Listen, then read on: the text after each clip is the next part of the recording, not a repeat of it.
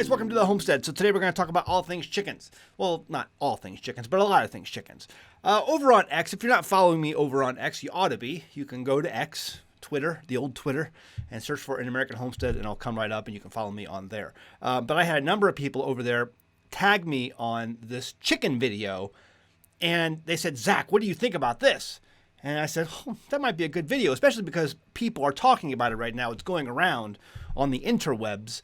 And people are looking at this video. Most people who never raised chickens before, or maybe they've dabbled into it a little bit, and they're thinking, well, maybe this is a good idea. Let's talk about this video, and we'll see what you think. Leave a comment below. If you enjoy the commentary here today, please leave that like. I really appreciate that. Let's get into the video. This is one of the people who tagged me on this. This is Anthony. He says, hey, what do you think about this? And the post, it says, this is how genius farmers spent more US dollars to buy straw for building and chicken houses. Now, this is just one, horticulture art is just one of the people who was sharing this video around. And so we'll go through this. Here we'll start the video. Let me expand this. The dumbest boss in the world. He spent $500,000. All right, first off, my first initial thoughts on this video is whenever I hear this guy's voice, whoever is narrating this, because you hear his voice all over the internet, it's my opinion that this guy is always about sponsoring clickbait. It's always about clickbait. You hear this guy's voice everywhere when it comes to clickbait. But let's keep going. To buy straw and build houses for chickens. But this seemingly foolish move helped him discover a new business opportunity, and he ended up making $80 million. Since then, he became increasingly obsessed with building houses. $80 million. He made $80 million with building chicken houses. I highly doubt that. Again, whenever I hear this guy's voice, I always think clickbait and someone who doesn't live in reality. Something's about to be promoted to you that is really dumb. Let's keep going. Unlike traditional farms, straw-based chicken farming provides a natural and healthy environment for the chickens, which helps improve the quality of chicken meat and eggs. Straw has great absorbency, which effectively absorbs chicken droppings and urine. This reduces the growth of bacteria and viruses in the chicken coop, and a dry environment helps keep the chickens from getting sick, especially from respiratory infections or foot infections. By maintaining a dry environment, the chicken's health is naturally protected, which reduces the need for medication. This way, we get healthier eggs and chicken meat. Additionally, chickens can peck or dig in the straw piles, which reduces boredom and overcrowding in the flock, thus preventing... Yeah, my chickens are always complaining about how bored they are. All right, let's keep going. Fights from breaking out. Whoa. So, all right, wait. Hold on, let's replay that. Preventing fights from breaking out. Fights! The board, they're not bored anymore. So this prevents fighting happening amongst the chickens. I hate to tell you that these chickens on your screen are not fighting. This is not a fight going on here, per se. And this is one of the reasons I tell people, hey, listen, if you want to teach your children one day about the birds and the bees, homesteading is the best way to do that. Just letting you know. Most importantly, since straw has good insulation properties, it provides some warmth during cold weather, helping the chickens stay protected from the cold.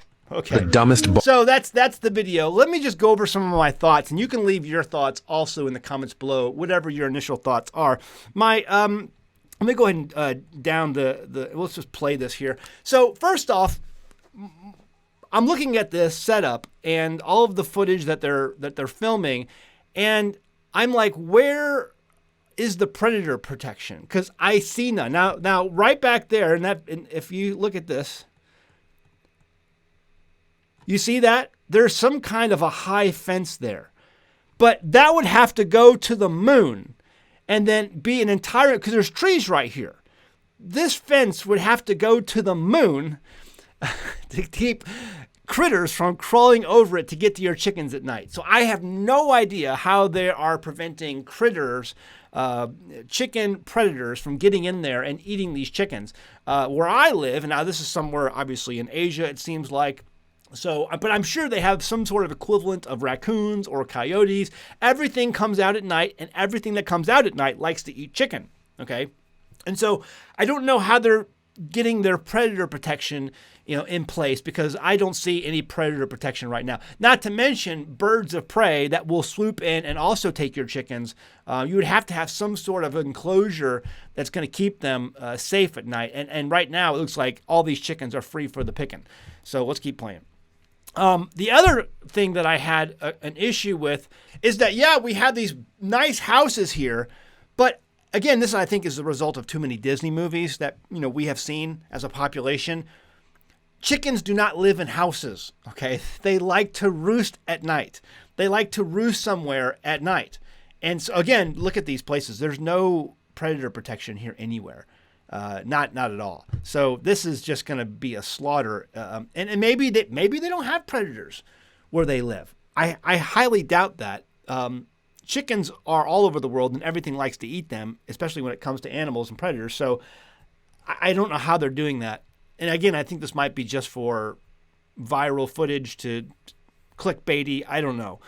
But again, chickens don't live in houses. Where are they roosting? They're not just going at home at night and getting into these little things and spending the night. Your chickens don't spend the night in their nesting boxes. At least I've never seen chickens do it. They like to roost on something. You want to give them a place to roost on. The other thing that comes into play here is that they say that this hay prevents microbial buildup or bacteria or diseases. That's absolutely not true. You're going to have to clean this at least once a week. The poop and this is not going to absorb all of that. And if you've ever run a chicken coop, the amount of manure that these animals deposit on the ground, especially under their roost at night when they sleep. They are always depositing tons of manure, and that has to be cleaned up. I think we clean up ours once a week. We shovel it out and then we pile it. But it's like that is going to absorb it, and this hay is going to be nasty very, very quickly. I don't understand that. If you have an idea of how they're getting away with that, please explain it to me, because I know for a fact that there is no way you are going to be able to poop and pee on that the way chickens do, especially if they're sleeping in it, which they can't be. That's just not possible. I don't see any roost anywhere in this video. But there's no way that hay is going to stay clean very long. The other thing I'm thinking about, if this is somewhere in Asia, Southeast Asia, I know they get rain. They're going to have rainy seasons.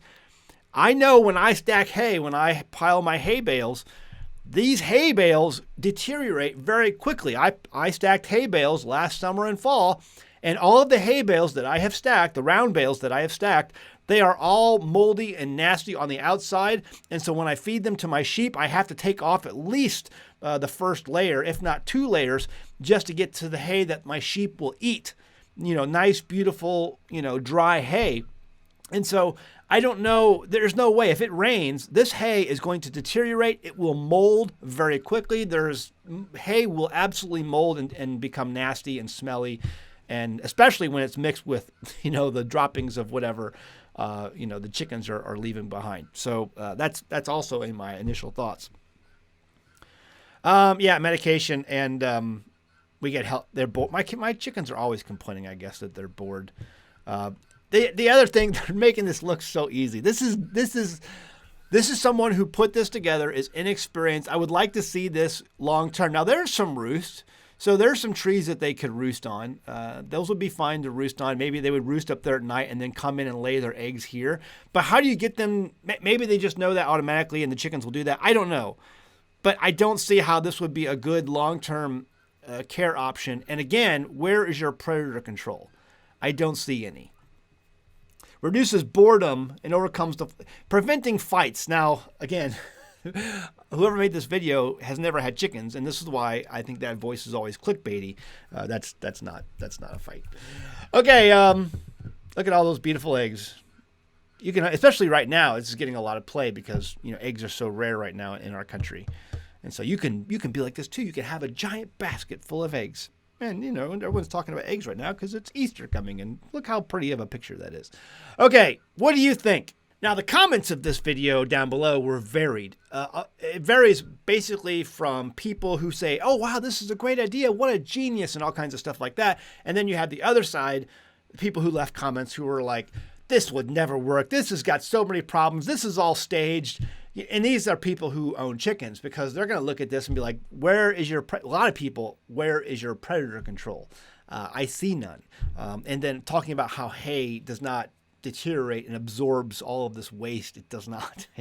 Hay gets very nasty very quickly, especially if you throw water and rain involved, become involved with that. So yeah, there you go. I'm interested to hear your thoughts on that. Leave a comment below. You chicken owners out there, everyone's talking about eggs right now because they are still very expensive, and the USDA is still going out there and culling millions of birds. If a few of them, even just a few of them, test positive for the bird sickies. And so it's an absolute ridiculous method and strategy that the USDA is doing, and I haven't seen any stop to it yet. At least I haven't heard anything about it, and I try to watch the news on that pretty carefully. Okay, so leave your comments on that. Like the video. I really appreciate it. But before you go, I want to talk about this. So I've had a number of people out there tell me, Zach, I got your Perfect Pickler kit. And from perfectpickler.com. And mine just didn't turn out right. Mine became a science experiment and just got really moldy and nasty. What would have caused that? Why did that happen? And I can honestly tell you that rarely ever happens. In fact, I think it happened maybe one time here. We make this all the time. And I wanted to show you how this right here. These are pickles that I made last summer. Okay, when our cucumbers were fresh, when they were fresh. Fresh is important. Cucumbers. I'm going to open it up. There is no science experiment. These have been refrigerated since last summer.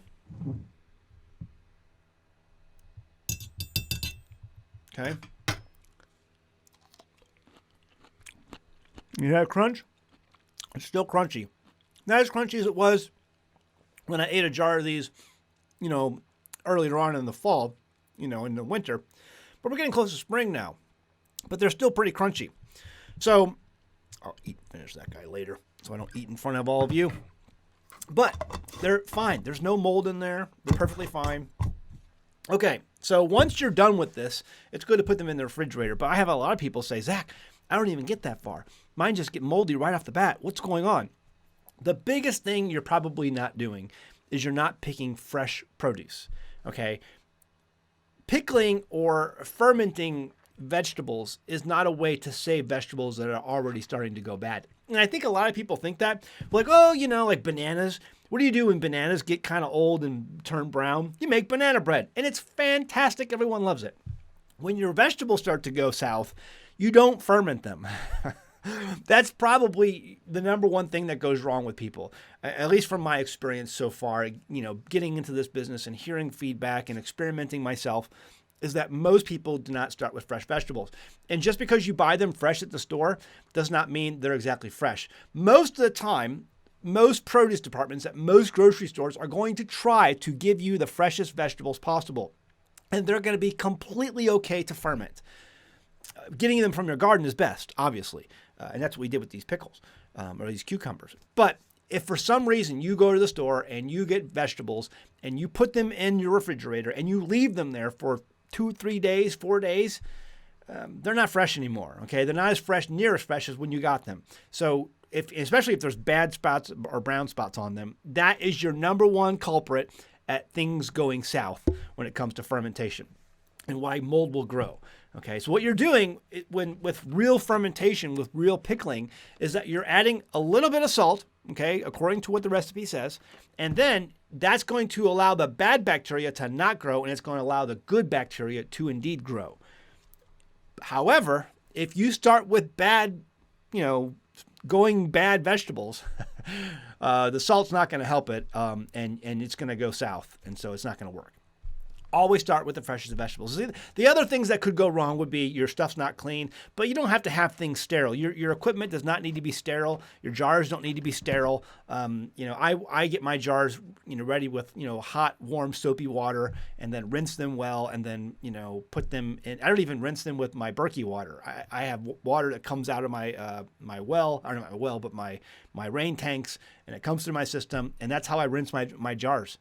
Okay, and with warm water, because I have a on-demand hot water heater, and I have soap, and so I wash them with warm soapy water, rinse them with that water, and then let them drip dry, and then that's how I make my pickles, and I'm perfectly fine. So it doesn't need to be sterile. I think a lot of people think it has to be sterile. It doesn't. Again, this is a technology, this is a practice people have been using for literally thousands of years. Okay, they didn't have to have everything, laboratory clean, 1,000 years ago when people were making fermented vegetables.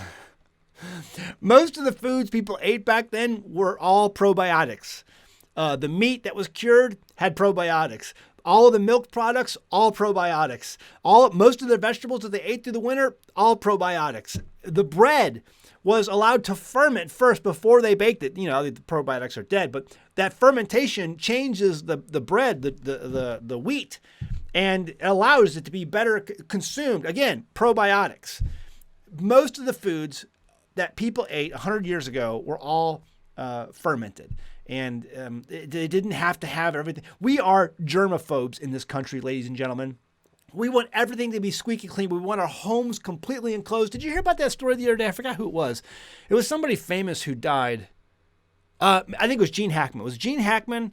They don't know what happened there. But that wasn't him. It was somebody else before Gene Hackman. But somebody famous died a few weeks ago. And it was because that their home, some kind of gas built up in their home. Maybe it was Gene Hackman. I don't know. But it was somebody else I think I saw on X.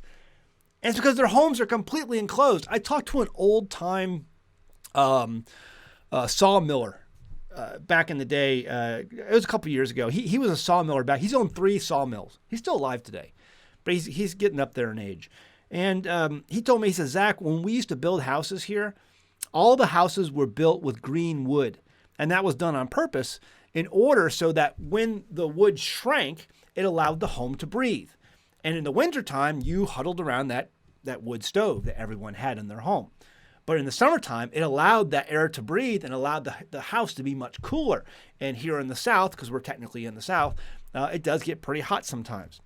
And so that's how homes were designed. Most homes were like that going back 100 years ago. Today, they're giant, they're all enclosed, they're completely sealed, and you have accidents like what happened, or what happens from time to time. The other day take place. So, guys, we are germaphobes. We're germaphobes. What else could be going wrong with this? It's more than likely your vegetables are not clean. They're not fresh. Maybe you're not adding enough salt. You're not going by the recipe is another good one too. These are very simple things to do. You very rarely will have a failure.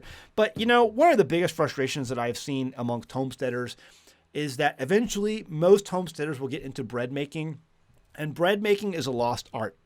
Don't get me wrong. Bread making is indeed an art. Okay. And we've lost that art. We've lost that culinary artistry, in our culture today. And so as we are getting back into it, we don't have grandma or great grandma to be alongside us and to show us these things and how she used to do them. They're long gone, and probably grandma today buys her, bunny bread at the store like most people do. So we've lost that. So when you start to get back into it, you're going to experience a number of failures. And it's the same with fermentation, something that people have been doing for thousands of years. It's going to take maybe a little bit of time for you to get your, wheels on straight and try to do this and experience some failures and experience some success, and then come up with a product that you feel happy about. But don't get me wrong, this is 1,000-year-old technology that's easy to do once you get your feet wet, but don't give up because you have some failures. It's the same with anything today. Cheese making, you're going to experience some failures. Fermentation of meat products, curing meat products, you're going to experience some failures, possibly. Some people are going to experience more failures than others. So you just have to get in there, dedicate yourself to mastering this skill, and then you will do it. You will master that skill. It's like anything else. You have to practice. It takes time. All right, leave your thoughts below. I'd love to hear you what you have to sound off on. If you haven't gotten a kit yet, you can find it at perfectpickler.com. We have the value packages back in stock. Finally, we got the new recipe books for the value packages right there. Full color, gives you some history of fermentation, and a whole bunch of other recipes that are in there too. So all that is included with the value package. The master system will come with a downloadable card where you can scan it and then download this recipe directly to your device, and you can use it that way or print it out, whatever you want to do. So get that. We're selling these in a lot of retail markets now too. We're bringing on more and more retailers, so it's catching on, and it's been in business since 1994. and we've taken it over. So great things are in store. All right, guys. Love you. I'll see you next time at the Homestead. Bye. Have you ever gone to a health food store and seen all those small bottles of probiotics in your cooler section? Man, can they be pricey. Are you really getting all you need to improve your gut health from those expensive bottles? How viable are they? Most of those products claim to give you between 8 and 15 strains of gut-healthy healing bacteria. Think of each strain of bacteria as a different factory in your gut. Each factory is responsible for breaking down that food in its own way. The more factories you have, the more the food is broken down and the easier the food is absorbed and digested by the body. A 2018 study published by the National Library of Medicine shows that one fermented head of cabbage can produce up to 114 strains of beneficial bacteria. That's a lot more food factories than you're getting from that expensive pill bottle. And that's just cabbage. Imagine the probiotics when you add garlic, onions, pepper, and more to that ferment. PerfectPickler.com and its home fermentation kits provide you with everything you need to get started making your own gut-healthy food factories from the comfort of your own kitchen. PerfectPickler.com even provides a jam-packed recipe book with many of our kits. Visit PerfectPickler.com and start fermenting your own veggies to begin your journey to better gut health. That's PerfectPickler.com.